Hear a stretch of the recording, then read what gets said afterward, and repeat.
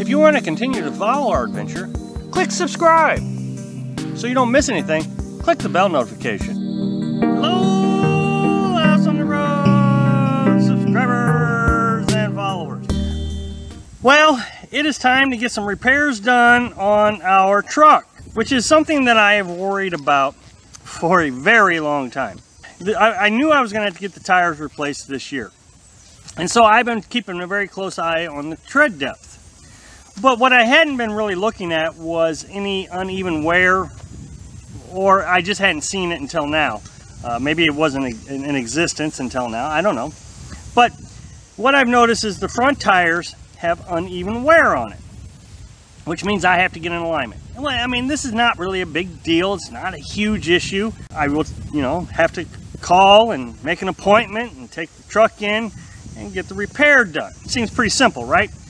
To make this very clear, this is our house. This is where our food is refrigerated, and the generator has to be ran twice a day to ensure that the battery can maintain a charge long enough to refrigerate the food. This is where our internet source comes from. That means that I have to be able to have internet throughout the day to do YouTube videos and my programming and those kind of things.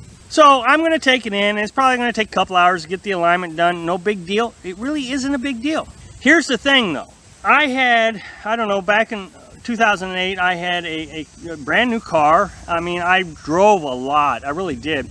Well, one day the check engine light came on, and I had one of those computer checkers. I don't know what they're called, but I had one, and I plugged it in, and it told me that it needed new fuel injectors. So I took it into the dealer, and I told the dealer exactly what the code was. Well, they came back later that day, called me up and said it needs new spark plugs. Well, they changed the spark plugs, and come to find out it wasn't the spark plugs. It was something else. So they went and worked on that, and ended up, it took a week to repair my car, and they completely rebuilt the entire upper portion of the engine on my car.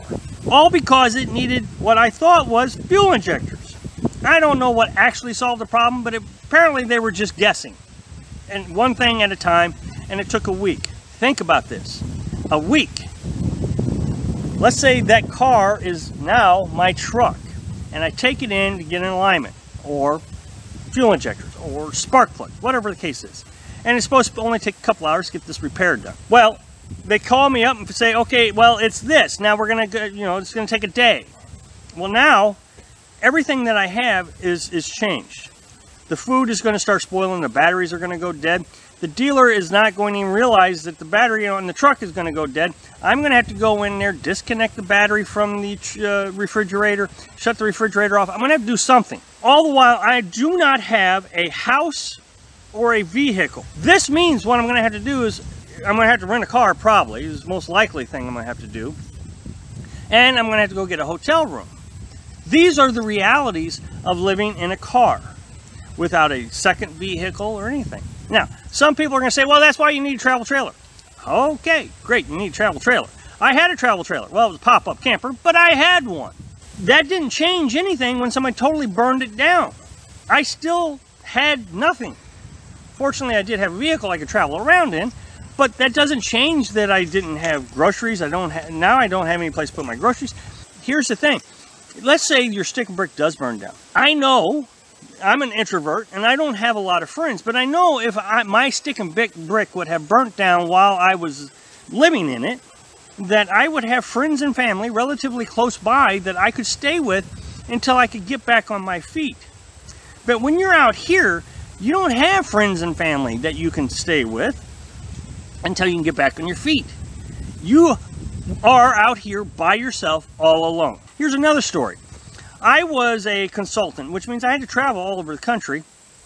And one time in the middle of winter, I was driving, my home state is Missouri. I was in Wisconsin, and my water pump went out. I mean, the water was just spewing out behind me, and I pulled off on the side of the highway. And the only thing, not oh my gosh, the cars broke down. Oh my gosh, I got to get a mechanic. Oh my gosh, I got to get a tow truck. No, none of that crossed my mind. My only thought was, I am so far away from home, okay? That was the thing that popped in my head. It's the middle of winter, and I have no way to get home. cop pulled in behind me. He saw the whole thing happen. He said, what happened? I said, well, I think I lost my water pump. And he says, does the car run? And I said, yeah, it runs. He says, if you go up to that next exit, make a right and then make an immediate another right, there's a mechanic right there. Well, it was late, so, I mean, there was nothing they could do. I mean, I just left it at the mechanic's office. I got a hotel room, and the next day I called the mechanic's office, and they got it repaired. But now imagine that your house is your car, and that would have happened. All your things are in it. You have to figure out how to get the food out of it so it doesn't spoil. You have to figure out how to shut it all down. It just becomes a lot more complicated and a lot more fearful that there is going to be a long-term repair on your vehicle while you're living in it. So getting back to the pop-up camper burning down. Fortunately, we were in Florida, and my father was only, I don't know, 50 miles away or so, and I was able to get down to his place where we could start building a new camper. That was a real fortunate situation. Had we been anywhere else, we would have had to have done the same thing. There was no options available to us. We would either had to come back to Missouri, or we would have to have come to Florida to do anything, to go any further, to build the camper or anything. There's no way we could have built a camper on the back of a truck in a national forest without any tools. I mean, we had to use all of Dad's tools as it was. Now imagine that camper burning down in a national forest without any tools. See, like I said, I had Dad pretty close by, so he came up with his cutting torch, and he cut the frame of that camper apart, and we put it on the back of a trailer and took it to the dump to clean up the national forest. Now, a lot of people seem to think the national forest was responsible for that, but they're not. That's your responsibility. Your camper burns down in a national forest, it is your responsibility to get it out of there. It's your trash now. Just, you know, you pack it in, you pack it out. Well, that trailer we packed in, well, we got to pack it out. It is your responsibility. Well, if you don't have anybody to help you do that, and you don't have a cell phone signal, you have to figure out the logistics of every little detail to get everything done. So it doesn't matter if it's a travel trailer or if it's a van or a truck camper. When something goes bad, it does amplify the problem significantly over the problem in a stick and brick. Thanks for watching. Be sure to subscribe. Click like if you like the video, and happy trails.